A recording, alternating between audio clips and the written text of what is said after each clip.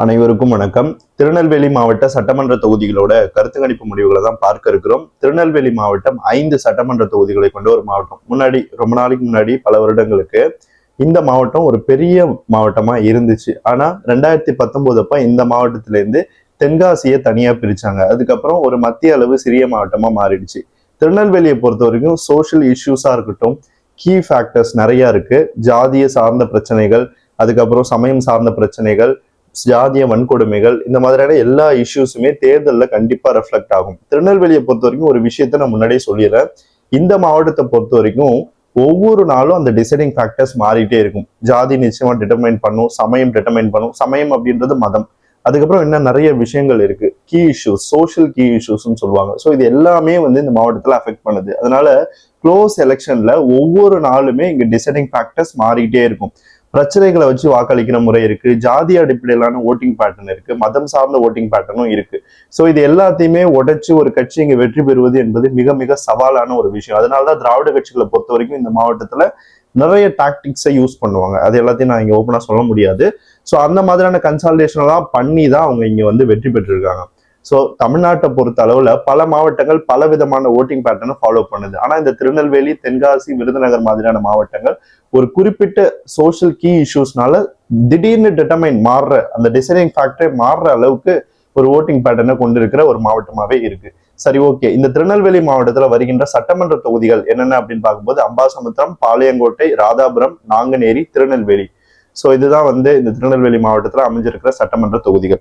So நம்ம இப்போ samples லைனாக பார்க்கலாம். அதுக்கப்புறம் உங்களுக்கே கொஞ்சம் அண்டர்ஸ்டாண்டிங் வரும் எந்த மாதிரியான ஓட்டிங் பேட்டர்ன் இந்த மாவட்டத்தில் இருக்கு. ஓட்டிங் பேட்டர்ன் அப்படின்றது என்னன்னா, மக்கள் வாக்களிக்கிற முறை, எதை அடிப்படையா வச்சு வாக்களிக்கிறாங்க, இல்லை எந்த மாதிரியான கன்சால்டேஷன் நடக்குது. போலரைசேஷன் பத்தி ஆல்ரெடி நான் சொல்லிட்டேன். ஸோ அந்த மாதிரியான விஷயங்கள்லாம் நிறைய இருக்கு. நீங்க இந்த ஓட்டிங் பேட்டர்ன் எடுத்துட்டாலே இதை பத்தி நாங்கள் நிறைய படிச்சிருக்கோம். இது ஒரு பொலிட்டிக்கல் சயின்ஸ்ல ஒரு அங்கமாவே வரும் இந்த போலரைசேஷன் மாதிரியான விஷயங்கள்லாம். ஸோ அதை நல்லா புரிஞ்சுக்கிட்டவங்களுக்கு நான் சொல்லும் போது ஈஸியா இருக்கும். ஸோ போலரைசேஷன் அப்படின்றது சமயம் சார்ந்தும் வரும், அதாவது மதம் சார்ந்து வரும், ஜாதி சார்ந்தும் வரும், கேஸ்ட் அடிப்படையிலையும் வரும். ஸோ இங்க முதல் சட்டமன்ற தொகுதியா இருக்கிறது அம்பாசமுத்திரம். இங்க 633 சாம்பிள் கலெக்ட் பண்ணியிருக்கோம். இங்க TVK 306, DMK 246, ADMK 69, others 12. Percentage wise TVK 48% வாக்குகளை பெறுது, டிஎம்கே 38%, ஏடிஎம்கே 10%, அதர்ஸ் 4% வாக்குகளை வாங்குறாங்க. என்ன டிஃபரன்ஸ்னு பார்க்கும்போது தாவேகாவுக்கு 6% குறையுது, டிஎம்கேக்கு 10% இன்க்ரீஸ் ஆகுது, ஏடிஎம்கேக்கு 4% குறையுது, அதர்ஸ்க்கு எந்த சேஞ்சும் இல்லை. அம்பாசமுத்திரத்தை பொறுத்த வரைக்கும் கடந்த முறை அதிமுக கேண்டிடேட் இசக்கி அவர் தான் வெற்றி பெற்றார். அதிமுக கிட்டத்தட்ட ஒரு 40%க்கு மேல அந்த தொகுதியில ஓட்டு எடுத்துச்சு. நல்ல ஒரு கன்சால்டேஷன் இருந்தது. ஆனா இந்த முறை அவருக்கான வெற்றி வாய்ப்பு இந்த தொகுதியில இல்லை. இதுக்கு காரணம் என்னன்னா, நீங்க 2024 நாடாளுமன்ற தேர்தலை நோக்கி பின்னோக்கி போகணும். ஏன்னா அந்த தேர்தல்ல அம்பாசமுத்திரம் அசம்பிளி செக்மெண்ட்ல அதிமுக கேண்டிடேட் எடுத்த வாக்கு எவ்வளவு தெரியுமா? வெறும் 6% தான். நான் முன்னாடியே சொல்லியிருக்கேன், அசம்பிளி வேற, பார்லிமெண்ட் வேற அப்படின்னு நம்ம பிரிச்சுக்கிட்டாலும் ஒரு கட்சி எந்த தேர்தலோ, சட்டமன்றமோ, நாடாளுமன்றமோ, சிவிக் போல்ஸோ, உள்ளாட்சி தேர்தலோ 10%க்கு கீழே ஒரு தொகுதியில ஒரு செக்மெண்ட்ல ஓட்டு எடுக்குதுன்னா அந்த கட்சி அசம்பிளிக்கு வரும்போது மேக்சிமம் 20% வரைக்கும் தான் போகும். அதுக்கு மேல போக வாய்ப்பே கிடையாது. ஸோ அதனால அதிமுகவோட கட்டமைப்பே இங்க சதஞ்சிருச்சு. இன்னொரு விஷயம், சமூகம் சார்ந்த எதிர்ப்பு அதிமுகவுக்கு இந்த மாவட்டத்துல இருக்கு. அது என்னன்னு உங்களுக்கே நல்லா தெரியும். ஸோ அந்த சமூகம் அதிமுகவை விட்டு ஒரேடியா வெளியேறிட்டாங்க. போன முறை 2021 சட்டமன்ற தேர்தலில் இங்க அதிமுக ஓரளவு பர்ஃபார்ம் பண்ணி 2-3 சீட்ல ஜெயிச்சாங்க. அதுக்கு காரணம் என்னன்னா, அப்போ ஓபிஎஸ் இருந்தாரு, அந்த கன்சால்டேஷன் கொஞ்சம் இருந்தது. ஓபிஎஸும் கட்சியை விட்டு நீக்கப்பட்டதுக்கு பிறகு அது ஃபுல்லாவே அதிமுக விட்டு வெளியேறிடுச்சு. அதனுடைய எஃபெக்ட் தான் தேனியில 13% எடுத்து டெபாசிட் இழந்த அதிமுக திருநெல்வேலியில வெறும் 8% எடுத்து டெபாசிட் இழந்துச்சு. ஸோ இப்படியான ஒரு நிலைமை தான் இருக்கு. தாவேகாவை பொறுத்தவரைக்கும் காஸ்ட் நியூட்ரல் பார்ட்டி, ஒரே பிளஸ் அடிச்சு சொல்லலாம், காஸ்ட் நியூட்ரல் பார்ட்டியா நிக்கிறதுனாலதான் இங்க ஜெயிக்குது. இன்னொன்னு என்னன்னா, திருநெல்வேலியில ரீசனை கண்டுபிடிக்கிறது ரொம்ப கஷ்டம். எதனால ஓட்டு போடுறாங்க, ஏன் ஓட்டு போடுறாங்கன்னு நமக்கு தெரியாது, சொல்லவும் மாட்டாங்க. அந்த ஓட்டர்ஸ் அதிகமா பேச மாட்டாங்க. இன்செக்யூரிட்டி அதிகமா இருக்கும் இந்த மண்டலத்துல. அடுத்த தொகுதி பாளையங்கோட்டை. இங்க 631 சாம்பிள் கலெக்ட் பண்ணியிருக்கோம். முஸ்லீம் டாமினேட் பண்ற சீட் இது. DMK 288, TVK 215, ADMK 115, others 13. Percentage wise DMK 45% வாக்குகளை பெறுது, டிவிகே 34%, ஏடிஎம்கே 18%, அதர்ஸ் 3% வாக்குகள். டிஎம்கேக்கு 4% இன்க்ரீஸ் ஆகுது, டிவிகேக்கு 13% இன்க்ரீஸ் ஆகுது, ஏடிஎம்கேக்கு 14% குறையுது, அதர்ஸ்க்கு 3% வாக்குகள் குறையுது. ஸோ பாளையங்கோட்டையை பொறுத்த வரைக்கும் முஸ்லிம் டாமினேஷன் இருந்தாலும் திமுகவுக்கு வரலாற்று ரீதியாவே இந்த தொகுதி ஒரு பலமான தொகுதி தான். 2011 தமிழ்நாடே திமுகவுக்கு எதிராக வாக்களிச்சது. மிகப்பெரிய ஆன்டி இன்கம்பன்சி, மின்வெட்டு, 2G கேஸ், இது எல்லாமே திமுக பயங்கரமா ஹிட் பண்ணுச்சு 2011. ஆனா தேர்தல் முடிவுல பாளையங்கோட்டையில திமுக தான் வெற்றி பெற்றது. ஓட்ஷார்லாம் நீங்க பாத்தீங்கன்னா ஒரு நல்ல கன்சால்டேஷன் இருந்தது. முஸ்லிம் மத்தியில வந்து திமுகவுக்கு எப்பயுமே ஆதரவு அதிகம். அதனால இந்த முறையும் அவங்க திமுக பக்கம் தான் இருப்பாங்க.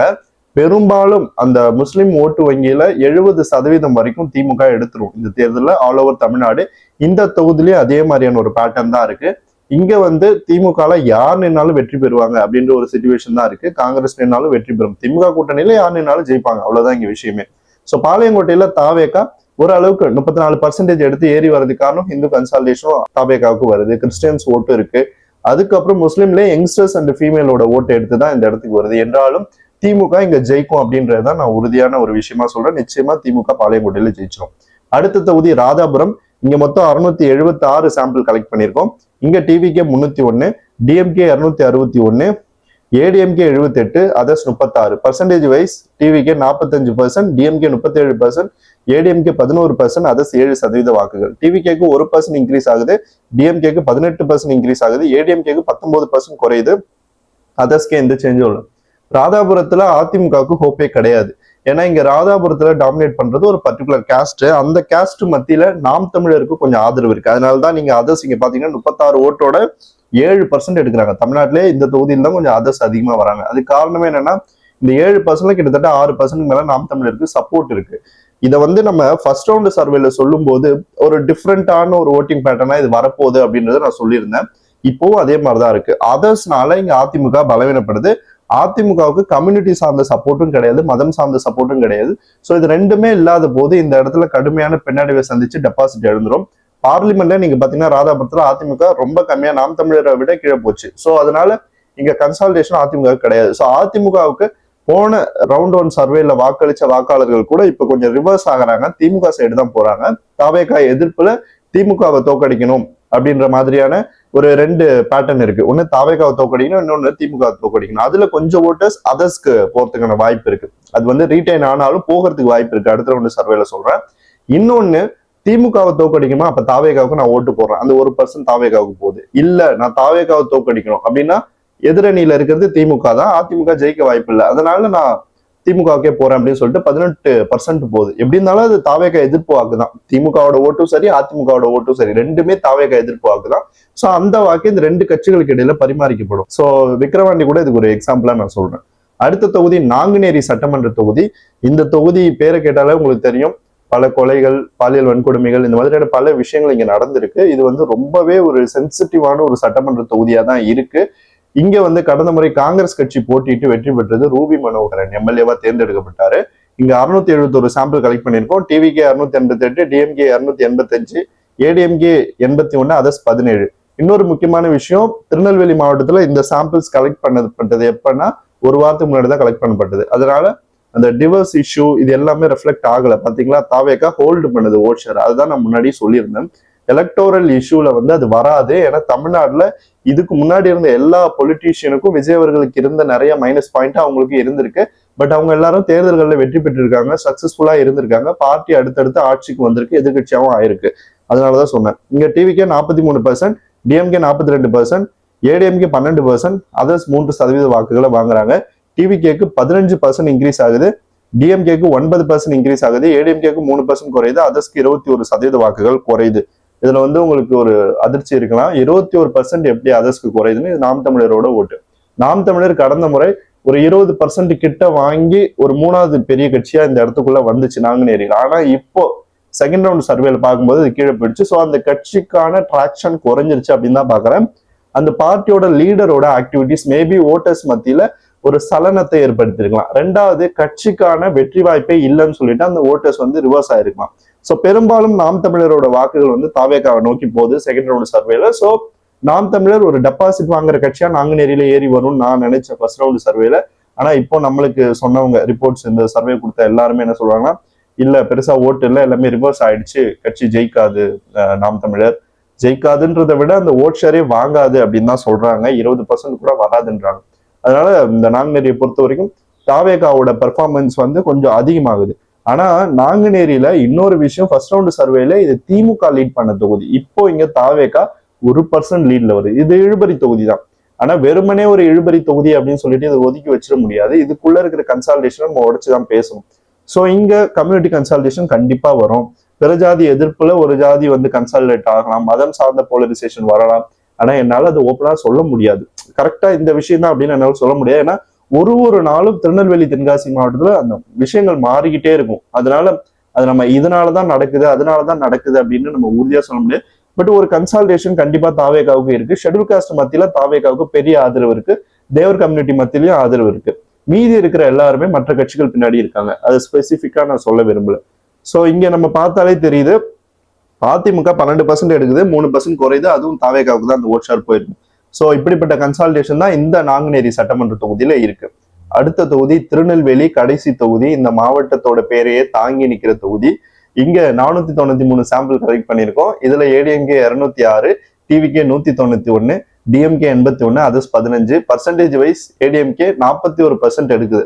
இது ஏடிஎம்கேயோட ஓட்டு மட்டும் இல்ல, பிஜேபியோட ஓட்டும் சேர்ந்து இருக்கு. என்ன கேட்டா இங்க அதிமுக தனியா நின்றுச்சுன்னா டெபாசிட் எழுந்துரும். இங்க பாஜக சார்பா நயனா நாகேந்திரன் தான் நிப்பாரு. அவருக்கான வேல்யூவா 41% வருது. அவர் வந்து சீட்டு மாற போறதா கேள்விப்பட்டேன். அப்படி அவர் மாறினார்னா இங்க தாவேகா ஜெயிச்சிரும். இங்க டிவிக்கு 191, டிஎம்கே 81, அதர்ஸ் 15. பர்சன்டேஜ் வைஸ் டிவிக்கு 38% வாக்குகளை பெறுது, டிஎம்கே 16%, அதர்ஸ் 5% வாக்குகள்.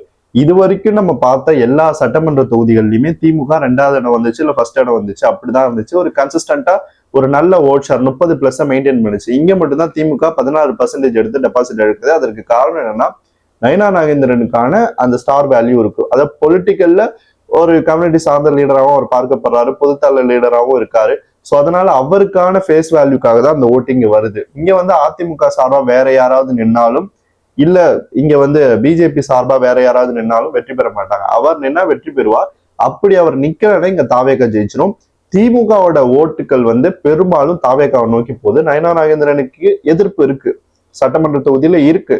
அதை கன்சால்டேட் பண்ற இடத்துல திமுக இல்ல இத்தனை வருடங்களா. இப்போ அந்த இடத்துல ஒரு வாய்ப்பா தாவேகா வந்திருக்கு. 2016 நயனா நாகேந்திரன் அவர்கள் ஒரு சொற்ப வாக்கு வித்தியாசத்துல தோல்வி அடைஞ்சிருப்பாரு. அது வந்து வாக்கு சிதறல் நடந்ததுனால அவர் வந்து தோல்வி அடைஞ்சாரு. ஆனா இப்ப நடக்க போறது ஒரு கன்சால்டேஷன். 38%, கிட்டத்தட்ட ஒரு கடும் போட்டி தான் கொடுக்குது. 38 ஒரு 41, கொஞ்சம் நெக் டு நெக் தான் வராங்க. இருந்தாலும் இது எப்படி போகுது அப்படின்னு தான் நம்ம பார்க்கணும். என்னை பொறுத்த வரைக்கும் ஒரு மகளிரை, ஒரு பெண்ணை வந்து இங்க கேண்டிடேட்டா தாவேகா போட்டுச்சுன்னா பெரிய அளவுக்கு அது ஹெல்ப்ஃபுல்லா இருக்கும். ஏன்னா மகளிர் ஓட்டு தான் இங்க திருநெல்வேலியை பொறுத்த வரைக்கும் தாவேகாவுக்கு ஒரு ஸ்ட்ரென்த்தா நிக்குது. மகளிரை பொறுத்த வரைக்கும் ஒரு விஷயம் என்னன்னா, ஆல் ஓவர் தமிழ்நாடு மேக்சிமம் 70% பெண்கள் வந்து ஜாதி, மதம், மொழி, கட்டமைப்பெல்லாம் தாண்டி வாக்களிக்கிறவங்க தான். அவங்களுக்கு அந்த பற்று உணர்வுலாம் இருக்காது. அவங்க வந்து பொதுத்தள வாக்காளர்களா பார்க்கப்படுவாங்க. ஆண்கள் மத்தியில தான் இந்த ஃபேக்டர்ஸ் எல்லாமே இன்ஃபுளுயன்ஸ் பண்ணும். சோ அதனால இங்க பெண்கள் மத்தியில தாவேகாவுக்கு இயல்பாவே ஆதரவு இருக்கிறதுனால ஒரு பெண்ணே கேண்டிடேட்டா நின்னாங்கன்னா நிச்சயமா தாவேகா ஒரு கடும் போட்டியை கொடுக்கும், மேபி ஜெயிக்கலாம். அப்படிப்பட்ட சிச்சுவேஷன் தான் இருக்கு. திருநெல்வேலியில அதிமுகவோட vote share, AIADMK BJP vote share 2% குறையுது. டிவிகேக்கு எந்த சேஞ்சும் இல்ல. டிஎம்கேக்கு 1% இன்க்ரீஸ் ஆகுது, அதர்ஸ்க்கு 1% வாக்குகள் இன்க்ரீஸ் ஆகுது. சோ நம்ம முன்னாடி சொன்ன எக்ஸ்பிளனேஷன்ல தான் இந்த ரிவர்ஸும் நம்மளுக்கு வந்து காட்டுது. சோ இதுல ரிவர்ஸ் ஆகுற ஓட் ஷேர் 2% வந்து அதர்ஸ்க்கும் திமுகவுக்கும் போகுது. அதுக்கு முக்கியமான காரணம் என்னன்னா, அவருக்கு எதிரான ஆன்டி இன்கம்பன்சி இருக்கு. அண்ட் அவரோட செயல்பாடுகள், அதாவது நயனா நாகேந்திரன் சொல்றேன், அவர் தான் வந்து திருநெல்வேலி எம்எல்ஏ.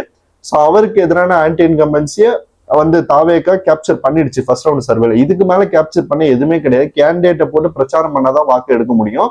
சோ அங்க ஸ்விங் ஆகுதுல, இது பெரிய சேஞ்சுன்னு கூட சொல்ல முடியாது. 2% தான்.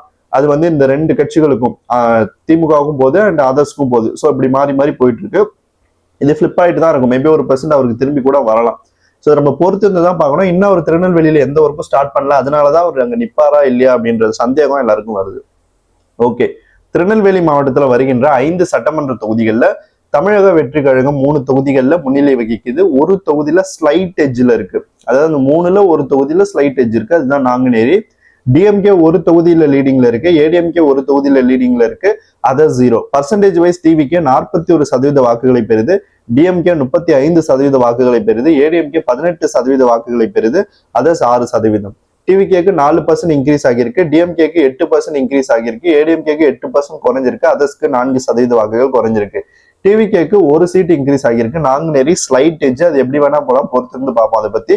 ஏடிஎம்கேக்கு எந்த சேஞ்சும் இல்லை. டிஎம்கேக்கு ஒரு சீட் குறைஞ்சிருக்கு, அதான் அந்த நாங்குநேரி தொகுதி. டிஎம்கே இழக்குது, டிவிகே கெயின் பண்ணுது. டிஎம்கே வந்து பாளையங்கோட்டையை ஹோல்டு பண்ணுது, அது வந்து நம்ம உறுதியா சொல்லலாம் திமுக ஜெயிச்சிரும் அப்படின்ட்டு. அதே மாதிரி தாவேகா அம்பாசமுத்திரத்துல உறுதியா ஜெயிச்சிரும். நாங்குநேரி வந்து இந்த ரெண்டு கட்சி திமுகவா தாவேகாவான்னு ஃபைட் க்ளோஸா போக போது, அதுவும் எப்படிப்பட்ட ஒரு கன்சால்டேஷனை கொடுக்க போகுதுன்னு தெரியல. காங்கிரஸ் நின்றுச்சுன்னா தாவேகாவுக்கு ரொம்ப சுலபமா இருக்கும் அந்த தொகுதி. அப்படி இல்லாத பட்சத்துல ஒரு கடும் போட்டி வரலாம். அண்ட் அதிமுக வந்து 18% எடுக்குது இல்ல, அதுக்கு பெரிய கான்ட்ரிபியூஷன் தர்ற ஒரு சட்டமன்ற தொகுதி திருநெல்வேலி தான். அந்த தொகுதியில கிட்டத்தட்ட 41% போகுது அதிமுக. அங்கேயும் சிங்கிள் டிஜிட் வந்துருந்துச்சுன்னா அதிமுக இன்னும் கீழே போயிருக்கும். 18% எடுத்து இங்க லீட் பண்றதுக்கு காரணமே வந்து திருநெல்வேலி சட்டமன்ற தொகுதியில வர ஓட்டிங் பேட்டர்ன் தான். ஸோ இப்படிப்பட்ட ஒரு முடிவு தான் இந்த திருநெல்வேலி மாவட்டத்தில் இருக்கிற 5 சட்டமன்ற தொகுதிகள் வழங்கியிருக்கு. இப்படிதான் கள நிலவரமானது இருக்கு. சரி, ஓகே. உங்களுக்கு சர்வே ரிலேட்டடாவோ இல்ல ஏதாவது பர்சனலா கொஸ்டின்ஸ் இருந்தாலும் நீங்க வந்து கமெண்ட் செக்ஷன்ல கேளுங்க. நாளைக்கு அதுக்கான ஆன்சர்ஸ் நான் வந்து பண்றேன். சும்மா ட்ரை பண்ணி பார்ப்போம். அதனாலதான் நிறைய கொஸ்டின்ஸ் கமெண்ட்ஸ்ல கேட்குறீங்களா, என்னால அதுக்கு பதில் சொல்ல முடியல. முடிஞ்சாலும் நான் வீடியோல அதுக்கு பதில் சொல்றேன். இது போல இன்னொரு மாவட்ட சட்டமன்ற தொகுதிகளோட கருத்து கணிப்பு வீடியோவோட உங்களை சந்திக்கிறேன்.